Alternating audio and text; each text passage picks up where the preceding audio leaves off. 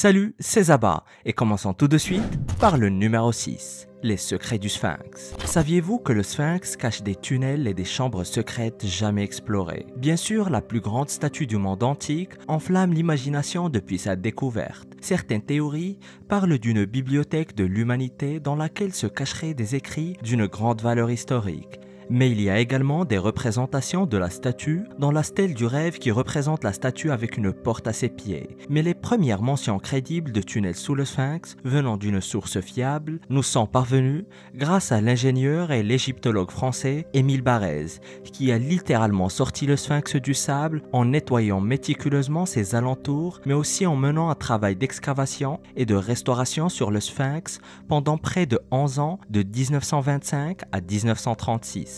Mais il a aussi et surtout mené des fouilles à l'intérieur du Sphinx à la recherche de galeries et de cavités. Et Barrez aurait justement découvert un tunnel partant de la croupe du Sphinx qu'il a exploré avant que l'entrée du tunnel ne soit condamnée. Et en 1977, une collaboration entre l'université Ain Shams du Caire et le SRI de Californie allait prouver au-delà de tout doute l'existence d'anomalies, voire même de chambres et de cavités au sein et en dessous du Sphinx, grâce entre autres à un sondage de résistivité, en plus d'autres tests de sondage acoustique. D'ailleurs, certains de ces tunnels seront visités et c'est de là d'où vient justement tout le mystère et la polémique. Toujours dans les années 70, le très célèbre égyptologue qui deviendra le futur ministre des Antiquités d'État, Zahi Hawass, ainsi qu'un de ses collègues, Mark Lehner, découvrent une cavité proche de la queue du Sphinx qui apparemment leur a été montrée par un ouvrier qui en connaissait l'existence et en retirant quelques pierres, le tunnel se découvre. D'ailleurs, les images que vous regardez sont les seules qui existent de l'intérieur de cette cavité qui, selon certains,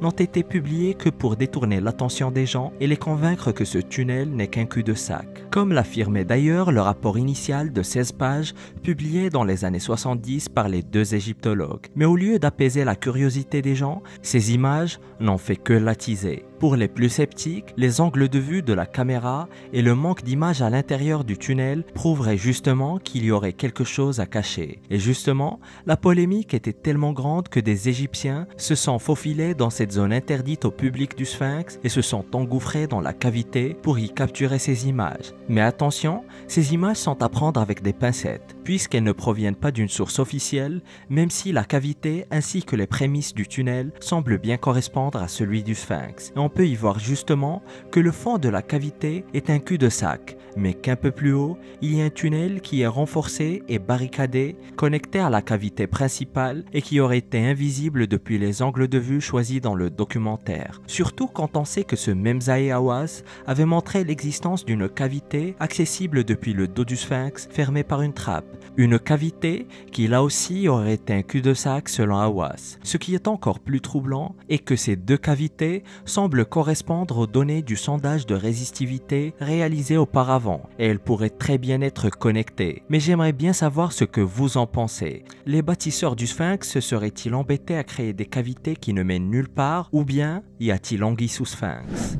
Numéro 5. Lire entre les lignes. Saviez-vous que certains textes historiques pouvaient en cacher d'autres bien plus importants pour ceux qui savent lire entre les lignes? Dans l'Antiquité, les parchemins, contrairement aux papyrus, étaient très onéreux. Ils étaient donc très souvent réutilisés en effaçant les anciennes inscriptions à l'aide de produits chimiques ou de pierres panses. Ces textes à plusieurs couches sont connus comme des palimpsestes, un mot qui pourrait servir pour une partie de Scrabble ou un tirage des chiffres et des lettres. C'est ainsi que l'un des exemples les plus importants de palimpseste, découvert dans le plus vieux monastère toujours utilisé de la chrétienté, à savoir le monastère Sainte-Catherine ou monastère de la Transfiguration en pleine péninsule du Sinaï égyptienne. Déchiffré par une chercheuse autrichienne, Giulia Rossetto, le parchemin est écrit en arabe du Xe siècle, mais en dessous se trouve un texte disparu écrit en grec. La chercheuse a réussi à le faire réapparaître grâce à une technique appelée photogrammétrie multispectrale, qui permet entre autres de faire réapparaître les anciens écrits disparus.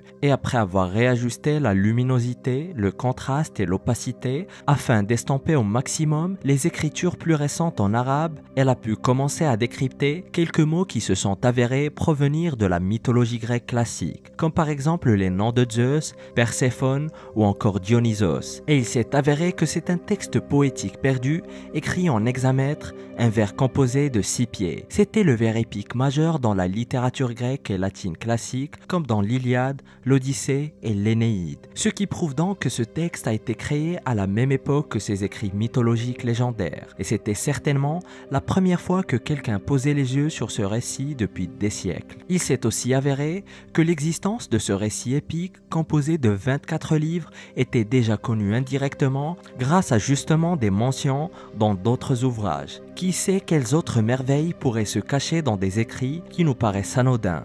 Je n'ai qu'une seule chose à dire, lira bien qui lira le dernier. Numéro 4. La salle du Sphinx de Néron. Apparemment, les sphinx n'étaient pas seulement populaires en Égypte, puisqu'en 2018, des conservateurs et des archéologues ont découvert une très mystérieuse salle jusqu'ici inconnue. La nouvelle salle, baptisée Sphinx Room, se trouve dans le palais de Néron à Rome, également connu sous le nom de Domus Aurea ou Palais d'Or, construit il y a déjà 2000 ans et décoré de fresques détaillées. Et les archéologues ont surnommé la chambre Sala della Sfinge, la salle Sphinx, dont seule la voûte est actuellement visible, et chacune de ces peintures montre différents types de formes animales, à la fois réelles et mythologiques. Des panthères, des oiseaux, des centaures et des sphinx, tandis que d'autres montrent des instruments de musique. Néron, ou Nero, a commencé la construction de son immense palais à partir de l'an 64 après un incendie dévastateur de 6 jours qui a réduit les 2/3 de Rome en cendres. Mais le simple fait que des chercheurs découvrent encore de nouvelles pièces dans la Domus Aurea après des centaines d'années de fouilles, les ruines ayant été découvertes au XVe siècle, est tout bonnement époustouflant. À son apogée, le palais s'étalait sur 4 des 7 célèbres collines de Rome et comptait au moins 300 chambres. Effet très surprenant et très intéressant, le monument le plus emblématique de Rome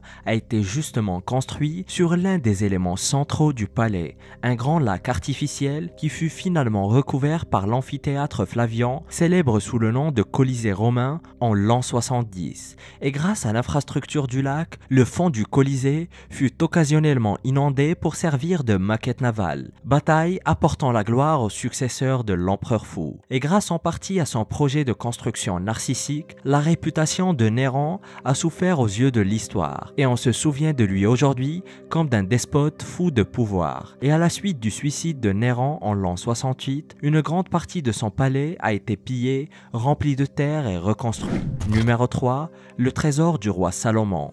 Le plus gros trésor perdu de l'histoire, appartenant présumément à l'un des hommes les plus riches ayant jamais vécu, est peut-être sous vos pieds sans que vous en rendiez compte. Salomon, 3e roi des Hébreux, aurait accumulé lors de son règne un fabuleux trésor qui n'a toujours pas été retrouvé. Sous le règne de Salomon, la ville de Jérusalem était considérée comme l'une des plus riches de l'Antiquité. Et selon d'anciens documents, et si l'on fait part de l'exagération des chroniqueurs de l'époque, on arrive à une estimation de 2200 tonnes d'or rien que pour le temple de Salomon. D'où d'ailleurs l'immense intérêt de diverses populations du Moyen-Orient et les raisons pour lesquelles ce temple fut plusieurs fois détruit, tout d'abord par Nabuchodonosor et les Chaldéens en 585 avant Jésus-Christ, ensuite par les Grecs en 168 avant Jésus-Christ et finalement par les Romains de Titus en 70 de notre ère. Ces derniers ayant détruit définitivement le 3e temple reconstruit par Hérode. Mais les Romains, comme en témoigne l'arc de triomphe de Titus avec ses nombreux bas-reliefs, transportèrent tout ce qu'ils trouvèrent à Rome. Mais près de 4 siècles plus tard, les Wisigoths investissent Rome. Et suite à un pillage de 6 jours et 6 nuits, les barbares emportèrent à leur tour les dépouilles du temple. Ce trésor de guerre ira jusqu'à Toulouse, où il y restera jusqu'à ce que les Francs de Clovis en 508, repoussant l'offensive contre les Wisigoths, obligent ces derniers à se replier. C'est ainsi que plusieurs écrits historiques, principalement ceux d'Ambroise et de l'historien Procope, dont les originaux se trouvent à la bibliothèque du Vatican, s'accordent à dire que le trésor, ou une partie du trésor tout du moins, a fini au pied des Pyrénées et particulièrement dans la région de Carcassonne. L'historien Procope, qui a fait de très intéressantes recherches sur le trésor de Salomon, indique dans son livre qu'un important trésor a été disséminé dans cette région, et cela sur les conseils de saint Ambroise. C'est peut-être donc dans la région de Carcassonne qu'il faudrait chercher un trésor, si trésor il y a, mais il reste une autre partie du trésor, tout aussi entourée de mystères,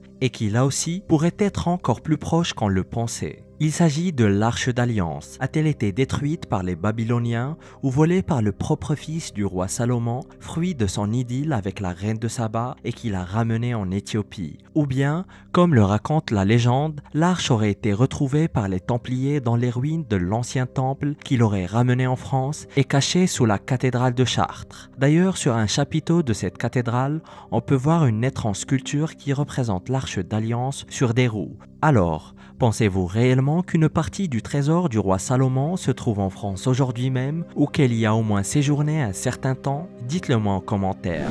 Numéro 2. La tombe de Romulus. Des archéologues italiens viennent peut-être de faire une découverte sensationnelle en plein dans le Forum romain. Au cœur de Rome, son forum, centre névralgique de la ville aménagée pour la première fois vers 616 avant Jésus-Christ, c'est là que des archéologues viennent de mettre au jour un complexe funéraire exceptionnel sous l'escalier menant à la curie. Ils sont tombés sur une salle souterraine contenant un sarcophage qu'ils associent au légendaire fondateur de la ville, Romulus. Selon la directrice du parc archéologique du Colisée, il pourrait s'agir d'un lieu de culte datant du 6e siècle avant notre ère, autrement dit, un site connu dans l'Antiquité comme le tombeau de Romulus. Bien sûr, Romulus n'a jamais existé et n'est qu'un personnage mythologique cofondateur de la ville de Rome. Selon la légende, Romulus ainsi que son frère jumeau Rémus, les fils de la Vestale Rhea Silvia et du dieu de la guerre Mars, auraient été abandonnés à leur naissance et ont été élevés par une louve et depuis l'Antiquité, l'image des jumeaux allaités par une louve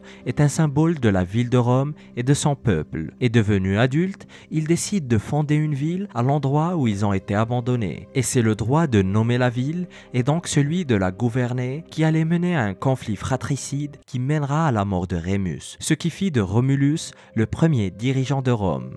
Et le tombeau qui vient d'être retrouvé ne s'agit pas du véritable lieu d'inhumation de Romulus, mais d'une fausse tombe ou un sanctuaire, lieu de culte, destiné à témoigner de la fondation de la ville et à rendre un culte aux ancêtres. La cavité se trouve d'ailleurs non loin du Lapis Niger, une stèle en tuf volcanique mise au jour en 1899 par l'archéologue Giacomo Boni. Cette découverte est évoquée dans un texte de Festus, auteur romain du 4e siècle avant notre ère, qui écrivit: sur le forum se trouvait dans le comitium une pierre noire marquant un lieu de culte, la tombe de Romulus. Festus ajoute toutefois que ce lieu de culte enfui est aussi consacré à d'autres figures mythiques romaines.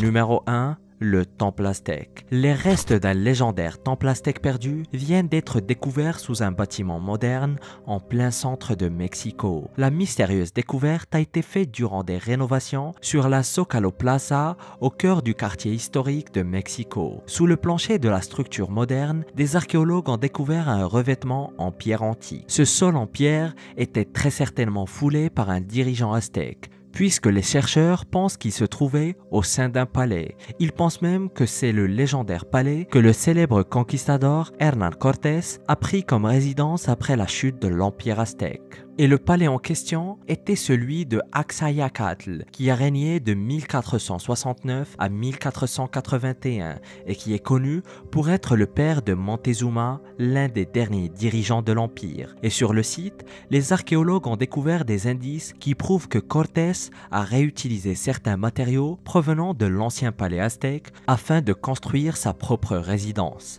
Néanmoins, l'histoire du palais reste tout de même un très grand mystère. Il existe très peu, voire même pas d'informations sur les dimensions du palais original. Et les archéologues ne peuvent mener des fouilles plus étendues, puisque toute la zone est recouverte de bâtiments modernes. D'ailleurs, le bâtiment qui était en rénovation était un magasin de prêteurs sur gage construit en 1755.